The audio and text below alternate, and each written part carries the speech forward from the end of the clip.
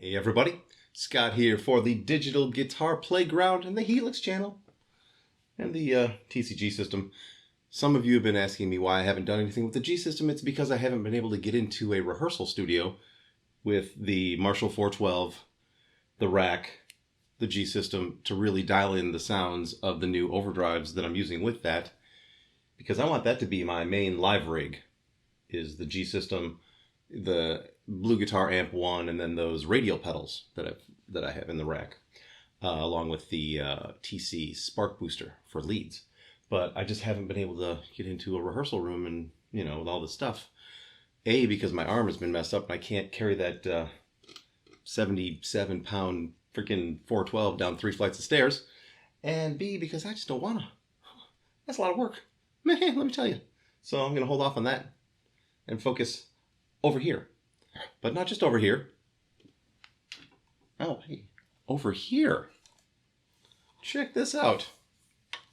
This is a new Yamaha SLG200S steel string version of their silent guitar. And it showed up on Saturday, and I love it already. The headphone out on it is so inspirational. It just sounds so great for rehearsing late at night. Doesn't make a lot of noise. It's pretty quiet.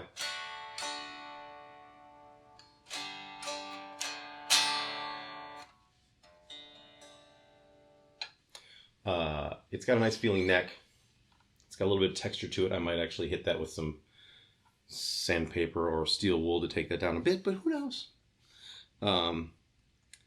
It's for those of you that are uninitiated with the silent guitar that Yamaha makes. It's basically got a piezo pickup under the bridge, and it does some internal modeling of an acoustic sound. And I don't know if it's a sample or if it's, actual modeling or whatever. I mean, they're basically in the same realm, so it doesn't really matter to me.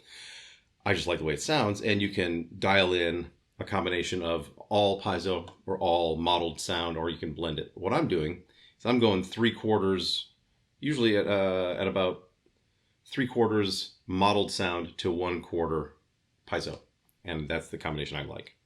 It uses a pair of AA batteries. It's got a built-in tuner, built-in effects that are pretty sweet, and when used with the headphones, just awesome.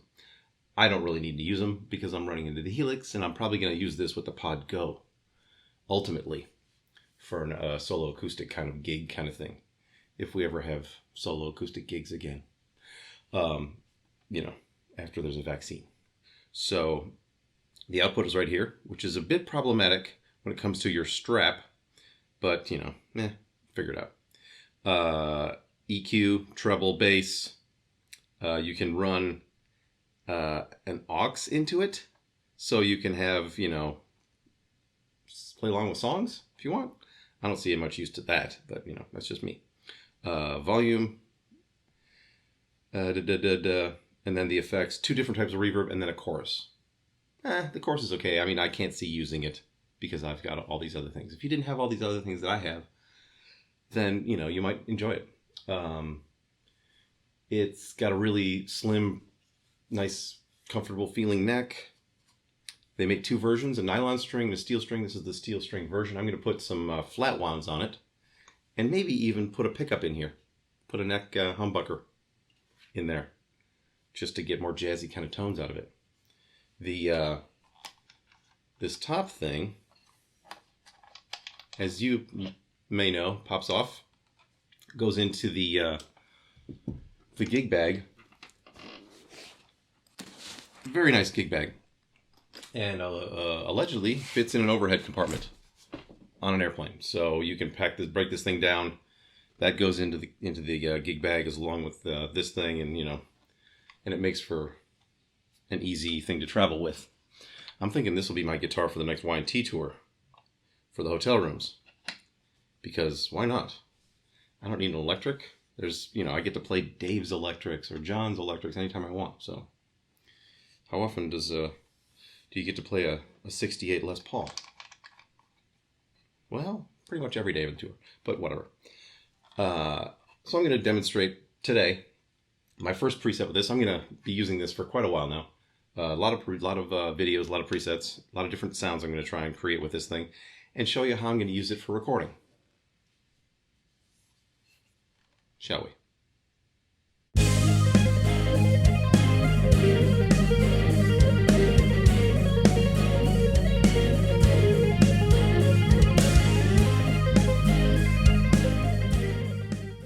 Alrighty, here we are over at the Helix. No gate on this one because it's an acoustic. There's no need for a gate, even though I am using an overdrive.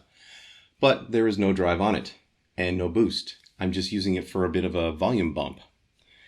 And kind of need it because I'm doing a shit ton of EQing and removal of frequencies. 4 EQs in this one. Lots of removal of bottom end. This is kind of a boomy sounding instrument naturally, but I look past that because I know I've got a ton of EQing at my fingertips and I could, take care of that no problem. Also, you can totally remove the bass from the on the instrument itself, and that helps out a lot. I roll some back in because I just like the way it sounds. But on the second EQ, it's mainly for the mid-range. And then it comes down to the path down here. Another EQ, removing a ton of bottom end. And a bunch of top end too, because I don't really like a super bright, brittle top end. It depends on the mix, it depends on the song. But for this sound that I'm going for right here, I just didn't see the point. More EQ removal, a bunch of mid-range. And then we make it a little bit fun with the -9, +9 pitch shifting trick that I like to do. I would like to say that I invented that, but it's been around since the 80s. And people used to use pitch shifters. And I don't know that they did positive and negative. That might be my own invention, but definitely using a positive and or a -9 cents along with their guitar sound to give it some modulation without using a chorus. A little bit of duct delay. And I always remove the threshold and the ducking because I don't really care for the ducking portion of the program. I just want the EQ tailorability. And I'm making the high a little bit darker than the natural sound. I don't know what's going on with the camera here. So I always darken it a little bit. And the reverb is a plate. And it'll probably be a lot of reverb. Because in the room it's not. And the other day with the Eric Johnson thing, it was a ton of reverb. So who knows? I can't really tell. But I've got some compressors doing the exact same thing. No real gain on this one and not a lot of emphasis or mix. So it's just getting a bit of a volume bump. So naturally the instrument is a little bit bassier than I would like. Just rolling off the bottom end on the instrument itself helps. And then leaving the treble where it is at 50%. And then no effects on the instrument. So, I'll come back on Wednesday and give you the with EQ, without EQ. I'll show you what's up with that. Today, just going to show you what I've done with my first preset. Want to hear it?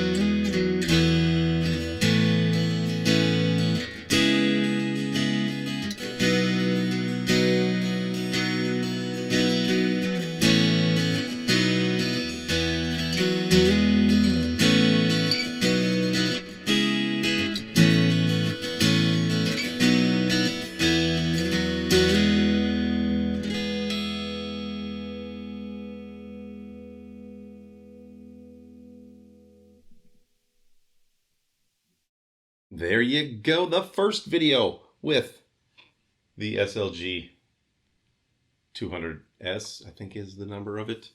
Silent guitar. This is the newer model, and they came out with an original model like 5 or 6 years ago, and it didn't have some of the functions. Oh yeah, there's an auxiliary input right here, so you can put in like MP3s or whatever, play along with songs, and you could plug it in for power if you didn't want to use the batteries. I can't imagine plugging it in and playing with it, but you know, I've got what do you call it? These great rechargeable batteries by Eneloop, and the same type that Y&T uses on the road. Very reliable. You can probably charge them close to 2,000 times.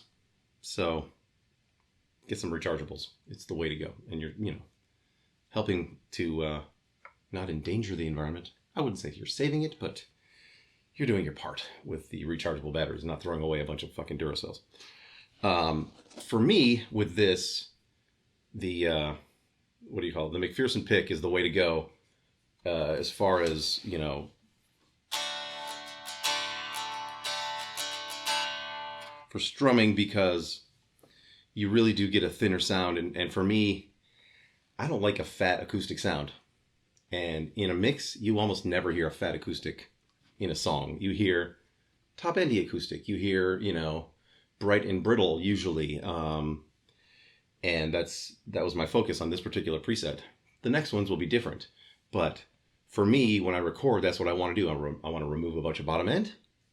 I want to accentuate the top without actually adding to it, without bumping up any top end EQ.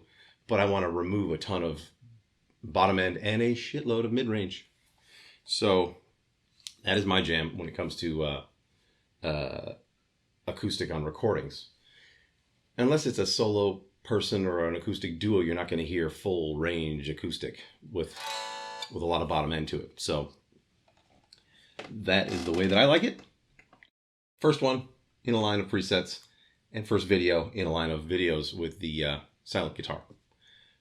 I'd kind of like the nylon one as well, just saying. I think they'd make for a great pair if you're doing you know, a gig with a looper solo. Pretty slick. So I will see you on Wednesday. Be cool, and drop me a line if you would like any of my presets. If you would like me to email some stuff to you that I've done in recent weeks, just let me know. Or my custom IR, which is not in here. No IRs in this one. Just going straight through with effects, EQ, and blah, blah, blah. So, I'll see you on Wednesday. And until then, rock on.